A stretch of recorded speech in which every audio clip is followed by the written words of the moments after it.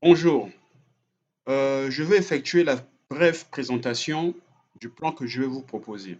C'est un plan que je pense assez raisonnable qui pourra marcher sur le DEME que vous êtes octroyé récemment. Donc, c'est soit une superficie de 200 mètres carrés, 10 mètres en largeur, donc ça c'est la devanture qui donne sur la ruelle, et 20 mètres en longueur, ça c'est la profondeur qui donne sur le mur mitoyen au fond. Alors là, vous avez en face de vous cette espèce de portail qui est toujours à titre illustratif. Donc ça, c'est le portail. Et c'est par là que le véhicule va rentrer. Allez, on ira maintenant à l'intérieur. Voilà, nous sommes à l'intérieur. Alors, vous observez le véhicule qui est là dans la parcelle. Là, c'est le véhicule. Voilà. Donc, on a réservé 5 mètres. 5 mètres entre le mur jusqu'à la maison. On a réservé 5 mètres. Alors, une fois que vous garez le véhicule, là maintenant, vous avez la maison. Donc, vous quittez le véhicule, vous sortez du véhicule et vous venez. Là, la première porte, c'est le salon. Et là, vous avez ce salon-là. Le salon a été conçu de manière qu'on n'ait que accès sur la salle à manger. La salle à manger est ici. Ça, c'est la salle à manger. Donc, ça fait que lorsque vous êtes au salon, vous avez accès sur la salle à manger. Et de la salle à manger, on a accès à la cuisine. Donc, la dame qui est à la cuisine, qui prépare, peut venir servir ceux qui sont à la salle à manger.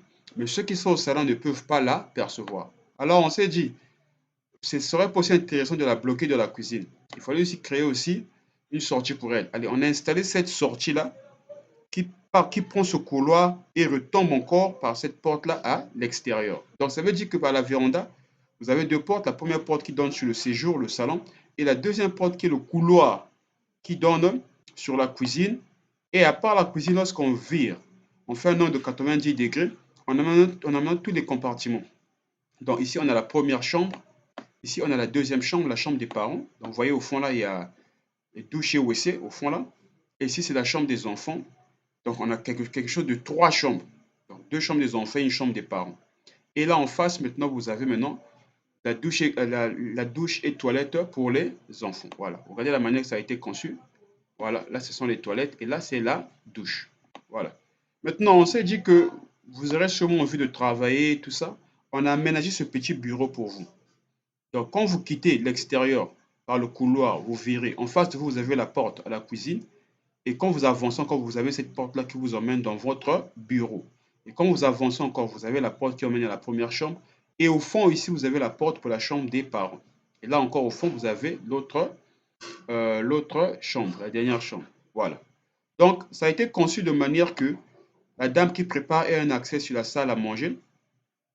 Et aussi, celui qui est au salon ait un accès direct à la salle à manger sans savoir ce qui se passe dans la cuisine. Voilà.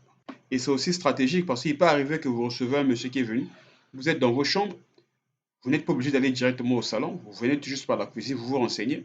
Si vous vous rendez compte que le monsieur ne vous intéresse pas, bon, vous dites que vous n'êtes pas là et vous repartez dans la chambre. Donc, tout ce qui se passe dans les chambres, dans la cuisine et autres n'est jamais connu par celui qui arrive au salon ici. Donc, ça a été conçu ainsi.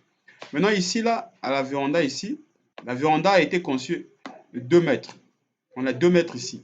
Et derrière le contour de la maison, ici, vous avez 1 mètre. Donc, la maison est sur 7 mètres sur 15. Voilà. Maintenant, ici, vous pourrez manœuvrer et garer deux véhicules. Ça, c'est le premier véhicule.